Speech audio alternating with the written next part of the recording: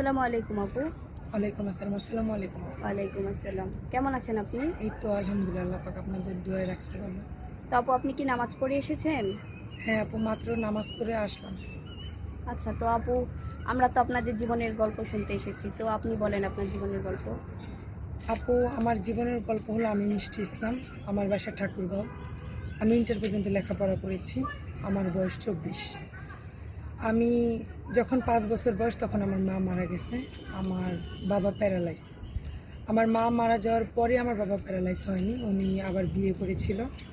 তো বিয়ে করেছিল, এমন একজনকে বিয়ে করেছিল যার সংসার আগে 2টা বাচ্চা আছে। যেহেতু আমি ছিলাম এর জন্য আব্বু মেনে নিছে। আপনার আব্বু কি আপনাকে কখনো ভালোবাসতো না?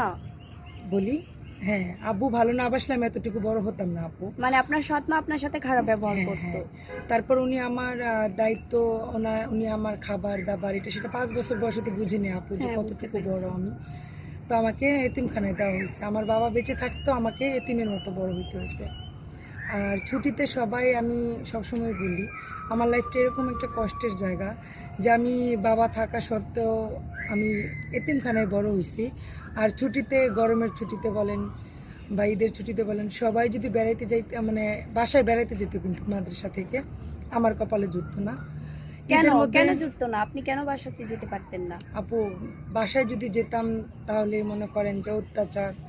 একটা কথা বলি, একদিন আমি বাসায় যখন ইন্টার পরীক্ষা দেওয়ার পর যখন আমি হ্যাঁ। বাসায় আসছি, ডাল রান্না করেছিলাম। আপু, সবসময় তো মানুষের রান্না একরকম হয় না। না। আমি ডাল রান্না করাতে একটু হলুদ বেশি হয়ে যাওয়ার সময়, মানে ওই গরম ডালটা আমার সৎমা আমার শরীরে ঢেলে দিয়েছিল। তো এরকম অত্যাচার যখন আমি বলি আমার শরীরের কাঁটা উঠে যায়, কারণ আমার জীবনটা এরকম। আহ, তো এর জন্য আর কি আমি কি করতাম, মাদ্রাসায় থেকে যেতাম। বাসায় যেখানে আমার কখনোই গুরুত্ব বাসায় নেই। আসতেন না? না না, আমি ইন্টার পর্যন্ত মাঝে সাঝে আব্বু কি করতো, গিয়ে আমাকে দেখে আসতো। কখন দেখে আসতো, যখন বেতনটা দিতে হতো আর কি।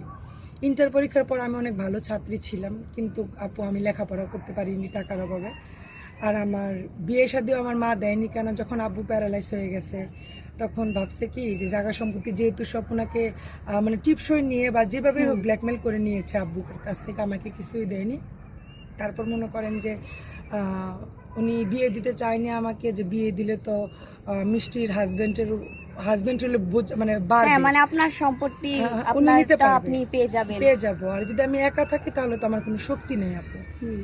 এরকমও দিন গেছে বোন, কি বলবো জানেন না, কষ্টের কথা বলতেও লজ্জা লাগে। ক্ষুধা লাগতো অনেক, খেতে পারতাম না, কি করব।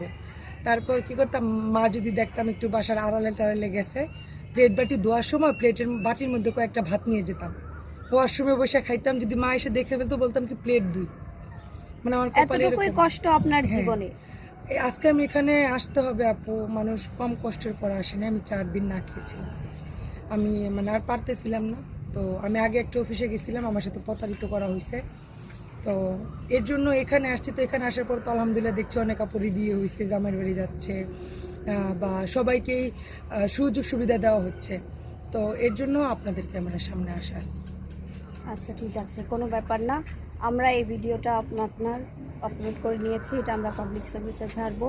অনেক ভাইয়ারা আপনাকে দেখবে, দেখার পরে কেউ বিয়ে করেছে, কেউ প্রবাসে থাকে, কেউ বাচ্চা কাচ্চা আছে, তার দ্বিতীয় স্ত্রী আছে। যদি তারা আপনাকে বিয়ে করতে চায়, আপনি কি বিয়ে করতে রাজি আছেন? আপু, একটা কথা বলে, আমি অবিবাহিত বলে যে বিবাহিত ছেলের কাছে বিয়ে হবে, বসতে পারবো না তার কোনো গ্যারান্টি নেই। আল্লাহ কার নসিবে কী লেখছে সেটা কেউ জানে না। আপনি দেখছেন যে আমি মাত্র নামাজ পড়ে আসছি, আমার মুখে এখনও অজুর পানিটা আছে।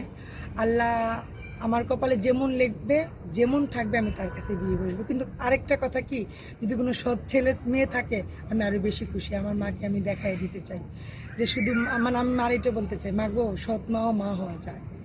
আমার সাথে যদি আজকে এটা না করতে, তাহলে আজকে আমি আপনাদের ক্যামেরার সামনে আসতে হতো না। আমাকে যদি দেখে শুনে একটা বিয়ে দিয়ে দিত, আমি আমার সংসারে, আমি আমার মা হারাইছি, আমি একটা মা পেতাম, শাশুড়ি পেতাম, আমি সুন্দর একটা সংসার করতাম। আমার তো এই প্রতিবেদন অফিসে আসতে হতো না যে একটা বিয়ের জন্য। কখনো কি কোনো মেয়ে নিজের বিয়ের কথা নিজে মুখে বলে?